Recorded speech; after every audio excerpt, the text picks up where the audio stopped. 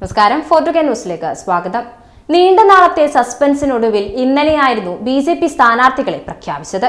കൂടുമായി പാർട്ടിയിൽ വന്നവരെ പോലും സ്ഥാനാർത്ഥികളായി പ്രഖ്യാപിച്ചപ്പോൾ മുതിർന്ന നേതാക്കളെ തഴഞ്ഞതിൽ കടുത്ത അതൃപ്തി പാർട്ടിക്കുള്ളിൽ ഉടലെടുക്കുന്ന സാഹചര്യമാണ് നാം കണ്ടത്. അത്തരത്തിലൊരു വാർത്തയാണ് ഇപ്പോൾ പുറത്തു വന്നിരിക്കുന്നത്. ബി.ജെ.പിയുടെ ആദ്യഘട്ട സ്ഥാനാർത്ഥി പട്ടികയിൽ മുതിർന്ന നേതാക്കൾ അസംതൃപ്തരാണ് എന്നതാണ് ആ വാർത്ത. മാത്രമല്ല, മുഴുവൻ സീറ്റുകളിലും ബി.ജെ.പി സ്ഥാനാർത്ഥികളെ പ്രഖ്യാപിച്ചിട്ടില്ല. അതുകൊണ്ട് തന്നെ അടുത്ത ഘട്ട പട്ടികയിൽ ഇടമുണ്ടാകുമെന്ന പ്രതീക്ഷയിലാണ് മീനാക്ഷി ലേഖി ഉൾപ്പെടെയുള്ള ബി.ജെ.പി നേതാക്കൾ. ശേഷിക്കുന്ന സീറ്റുകളിൽ സ്ഥാനാർത്ഥികളെ കണ്ടെത്താൻ നിർണായക യോഗങ്ങളും ബി.ജെ.പിയിൽ ആരംഭിച്ചു. 195 സ്ഥാനാർത്ഥികളുമായി ബി.ജെ.പിയുടെ ആദ്യ പട്ടിക ഇന്നലെയാണ് പുറത്തുവന്നത്.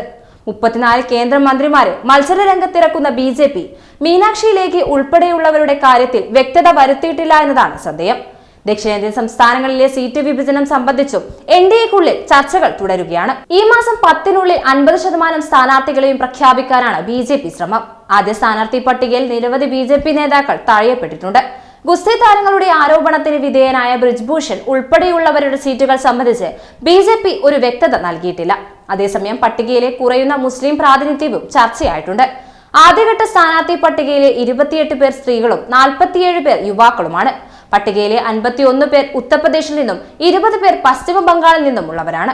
മധ്യപ്രദേശിലെ 24 സ്ഥാനാർത്ഥികളെയും പ്രഖ്യാപിച്ചിട്ടുണ്ട്.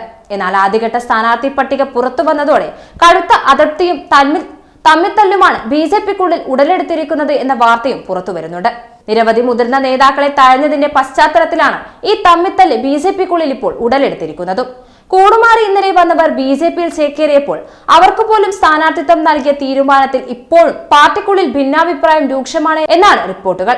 എന്തായാലും അടുത്ത ഘട്ട പട്ടികയിലെങ്കിലും മുതിർന്ന നേതാക്കളുടെ പേരുണ്ടാകുമോ എന്നത് കാത്തിരുന്നു കാണാം. മാത്രമല്ല, പാർട്ടിയിൽ ഇപ്പോൾ നടക്കുന്ന പൊട്ടിത്തെറിയുടെ പശ്ചാത്തലത്തിൽ അന്തം വിട്ടിരിക്കുകയാണ് മോദിയും അമിത്ഷായും എന്നതാണ് സത്യം. ആദ്യഘട്ട സ്ഥാനാർത്ഥി പട്ടിക പുറത്തു വന്നതോടെ മിക്ക നേതാക്കളും പാർട്ടി വിട്ടു പോകുന്ന സാഹചര്യവും നിലവിലുണ്ട്. ഇനിയും എത്രയെത്ര നേതാക്കന്മാർ പാർട്ടി വിട്ടു പോകുമെന്നത് വരും ദിവസങ്ങളിൽ കണ്ടറിയാം.